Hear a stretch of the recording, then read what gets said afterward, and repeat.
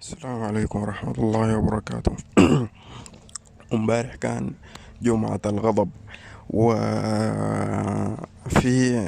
جزء من مشاة الجيش اللي عندهم قنوات في السوشيال ميديا حركوا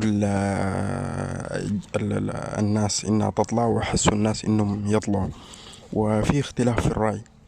ناس الحرية والتغيير بيقولوا للناس لا ما تطلعوا وما تفعلوا وما كذا وما كذا، والحكومة عاوزة تجيب إبادة جماعية للناس. كويس، انتوا كده عارفين انه الجيش هيجيب إبادة جماعية للناس. ليه ما أدينتوا التصرفات اللي بيعملها الدعم السريع في المواطنين من الاغتصابات والسرقة والنهب والقتل والتعدي على أملاك الغير والسكن داخل منازل المواطنين وطردهم من بيوتهم؟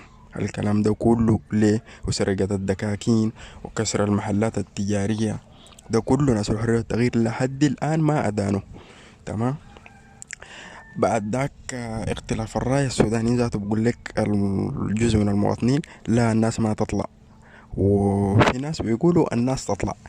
بصراحة كده أنا لو كنت داخل الخرطوم، وأنا من سكان الخرطوم، بس الحريب اضطرتنا نطلع، ما بطلع. أنا كشخصيا ما بطلع، لأنه ده بيعرضني أنا للخطر. ناس الدعم السريع ده اللي بيضربوا، إذا طلعت بيضربوا. بس ما في حل يا جماعة إلا الناس كلها تطلع. ليه؟ عشان الرأي العام العالمي يشوف رأي المواطن السوداني. ما دايرين احنا ننزل، احنا ما دايرين الدعم السريع حكومنا نهائي، ما ينفع. لا بديل للقوات المسلحة إلا القوات المسلحة. ما ممكن انا ابدل القوات المسلحة عشان الرؤوس الفوق الثلاثة او الاربعة مشبوهين او بياخدوا رشاوي او ما بيمثلونا. نعم، لكن احنا مجبرين نتعامل معهم. بس لا، ما ممكن. ما ممكن انا ابدل القوات المسلحة. الجيش ده لازم الناس تفهم، الجيش ده لا جيش الكيسان لا جيش البرهان. الجيش ده مؤسسة بيجي فوقها الناس وبيمشوا. البرهان بيجي وبيمشي. ده ما جيش أمه ولا جيش أبوه ولا كباشي ولا ياسر العطا ولا علي كرتي ولا غيره.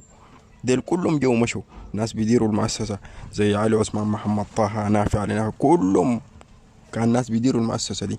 لكن الجيش الناس تفهم الجيش ده للوطن، وما في بديل للجيش إلا الجيش. العجب الكلام ده والله يعجبه. اللي ما عجبه يمشي يشوف اللي بيعجبه وين. الجيش ده الأب الرسمي بتاع دولتنا الاسمة أو التي تسمى بالسودان.